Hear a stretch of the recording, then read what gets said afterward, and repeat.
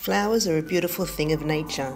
For thousands of years, they have been cultivated purely for their ornamental value in the garden and subsequently as cut flowers to decorate people's homes. There is a large array of flowers to choose from. There are brightly bold tropical flowers such as orchids and ginger flowers, soft and flowing garden flowers such as sweet pea, anemones and peonies. Then there's the more structural flowers such as Australian natives like waratahs and grevillea. Flowers obtain the nutrients from the plant they grow from. Once cut, they immediately start to lose their nutrients and wilt more quickly than they would if they were left intact on the plant. So people have found ways to keep flowers alive for longer once they've been cut to create beautiful designs for their homes. The most important element in keeping flowers alive once they have been cut is to place them in water. Water keeps the flowers hydrated and they therefore don't dry out. To help prolong their life, there are some other steps to perform before they are placed in the water. Firstly, all the leaves which will be below the water line should be stripped off the stem. If leaves are left on the stem and are seeping in the water, they go rotten and form bacteria and make the water quite dirty. Flowers don't last very long in dirty water. The water must always be crystal clear. Just before the flowers are placed in water, it's best to recut the stems. This gives the bottom of the stem a clean edge which allows the water to run up the stem more freely. This brings more fluid to the flower and therefore the flower lasts longer.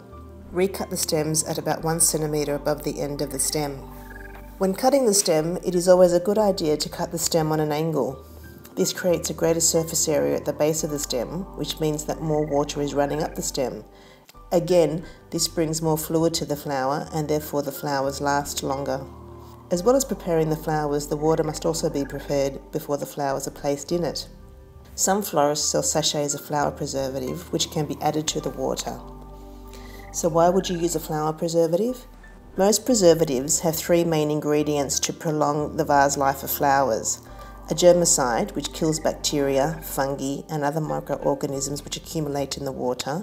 Sugar, which provides nourishment to the flowers to stop them from wilting. And an acidifier. When the water is slightly acid in nature, the flowers take up more water.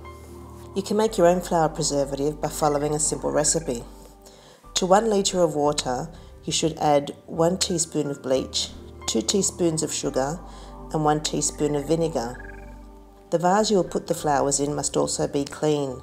The best thing to clean a vase with is bleach. This kills any bacteria that will influence the longevity of flowers. The water should always look crystal clear in the vase. Placement of the finished arrangement should also be considered. Flowers dry out in direct sunlight and also where there is a draft, so keep them out of both of these to keep them alive longer. Also keep flowers away from fruit. This is because as fruit ripens, it lets off an ethylene gas which kills flowers. For maximum longevity, the water in the vase must always be clean. Many flowers make the water dirty quite quickly. Roses make the water a brown colour, and some bulbs, such as daffodils and jonquils, leach sap into the water which contaminates the water.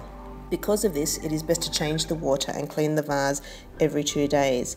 And when the water is changed, it is best to recut the stems of the flowers, adding more flower preservative at this time. Adding more flower preservative at this time is always beneficial.